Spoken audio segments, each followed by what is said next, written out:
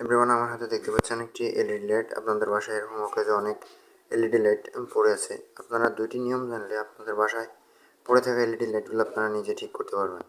এই এলইডি লাইটের ভিতরে দুইটি অংশ থাকে, একটি হচ্ছে এলইডি মডিউল আর একটি আরসি ড্রাইভার সার্কিট। এই দুটির মধ্যে যে কোনো একটি নষ্ট হয়ে গেলে আপনার এলইডি লাইটটি আর জ্বলে না। সর্বপ্রথম আপনাকে লক্ষ্য করতে হবে আপনার এলইডি মডিউলগুলোর মধ্যে যে চেপগুলো আছে এগুলোতে কোনো কালো দাগ পড়ছে কিনা, অথবা এলইডি চিপগুলো ঠিক আছে কিনা। যদি এটি ঠিকঠাক থাকে তো ভালো, এটা রেখে দেবেন। এরপর ভিতরে দেখতে পারবেন একটা আরসি ড্রাইভার সার্কিট আছে। এই আরসি ড্রাইভার সার্কিটে সাধারণত ক্যাপাসিটরগুলো সমস্যা হয়। আরসি ড্রাইভার সার্কিটগুলো খুব অল্প দামে বাজারে পাওয়া যায়। আরসি ড্রাইভার সার্কিটে সাধারণত সমস্যাগুলো খুব কমই হয়ে থাকে।